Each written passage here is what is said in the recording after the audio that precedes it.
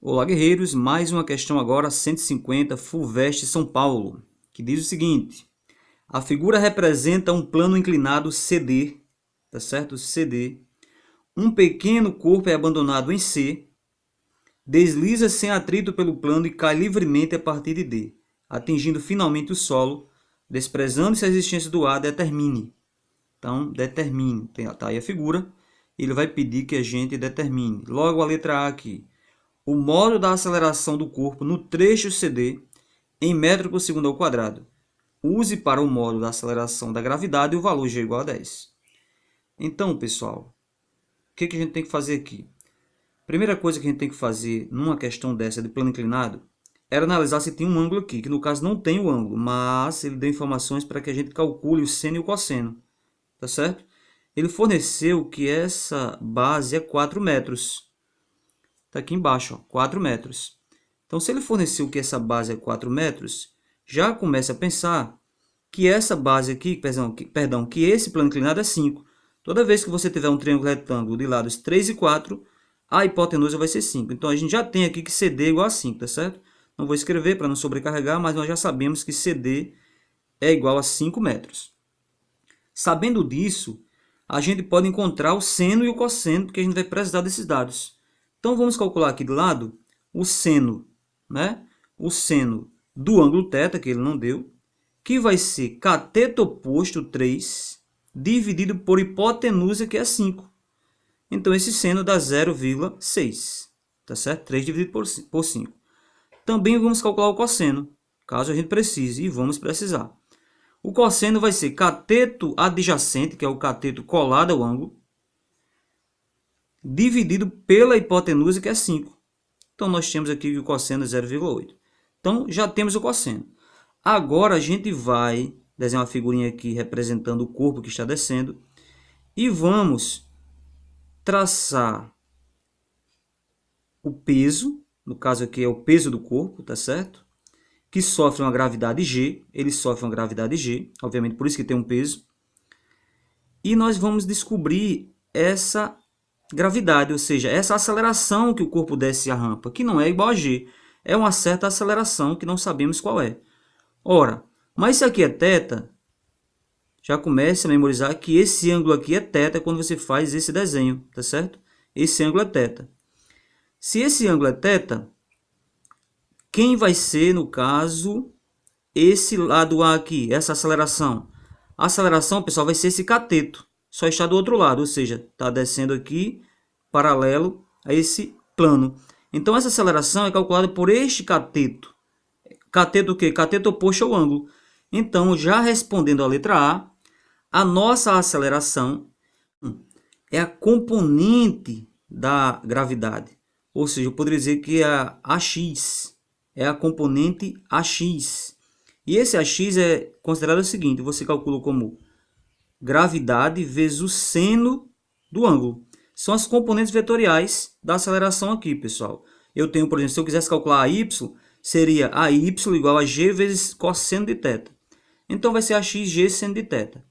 Então, a x vai ser a gravidade, que é 10, e o seno de θ, que é 0,6.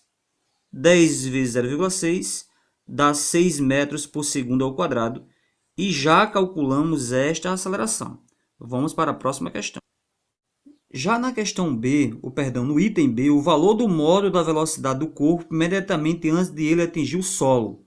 Então, ele quer, por exemplo, essa figura vai descer aqui e ele quer o módulo dessa velocidade, tá certo? Que velocidade é essa? Pessoal, aqui a gente já tem que usar alguns conceitos da cinemática para entender isso.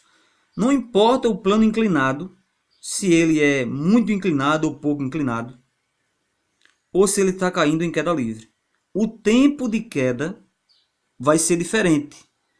Por exemplo, num plano inclinado muito longo, o tempo vai demorar.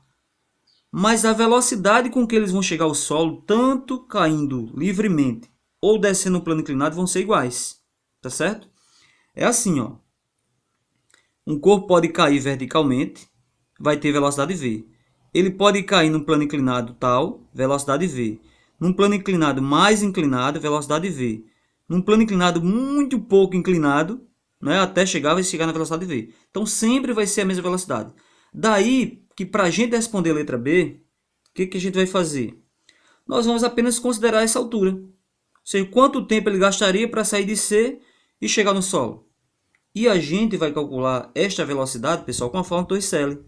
V ao quadrado, VO ao quadrado, mais 2 vezes a gravidade, vezes a altura. Velocidade final é a que eu quero. Velocidade inicial foi de onde ele partiu, do repouso, então é 0 ao quadrado. Mais 2 vezes a gravidade, que é 10, e a altura, que é 3 mais 3, 6 metros. Então, velocidade ao quadrado será igual, cancela esse 0, 2 vezes 10 dá 20, 20 vezes 6, 120. Então, nós temos aqui que a velocidade é a raiz quadrada de 120. Ora, pessoal, se fosse 121, daria 11 a raiz. Então, nós vamos dizer que dá aproximadamente igual a 11 metros por segundo, porque não é 121, mas é 120, está muito próximo. Então, dá 10,9 alguma coisa, tá certo? Então, respondemos a letra B. Vamos para a letra C. Em relação à letra C, ele pergunta o valor da componente horizontal da velocidade do corpo imediatamente antes de ele atingir o solo em metros por segundo. Então, ele quer o valor da velocidade horizontal. Já desenhei aqui para vocês que ele quer esse Vx. Quem é esse Vx? Quando você está nesse movimento aqui, pessoal, oblíquo, né, de queda do corpo, você vai ter que, em todos os pontos, eu vou ter a velocidade y, Vy, aumentando, porque aí está sujeito à gravidade, mas essa velocidade x vai ser a mesma sempre. Ela vai ser constante, vai obedecer o movimento uniforme. Então, a velocidade horizontal obedece ao movimento uniforme. Então, tanto faz eu descobrir a velocidade aqui no final, como em qualquer ponto. Então, vamos descobrir a velocidade aqui. Porque se eu descobrir a velocidade no início da queda, se descobrirmos o Vx, esse Vx vai ser igual em todos os pontos, inclusive quando chega ao solo. Por que eu vou descobrir o Vx? Porque eu tenho como descobrir essa velocidade. Tá certo? E aí, esse ângulo aqui é θ. Tá certo? Se eu descobrir essa velocidade tendo esse ângulo, eu acho o Vx. Então, vamos atuar nesse sentido. Ora, pessoal, lá nesse ponto aqui, ele estava acelerado. Então, eu tenho como descobrir essa velocidade com Torricelli, porque ele partiu do repouso e chegou aqui com uma certa velocidade. E eu já sei a aceleração, que é 6. Nós já calculamos essa aceleração.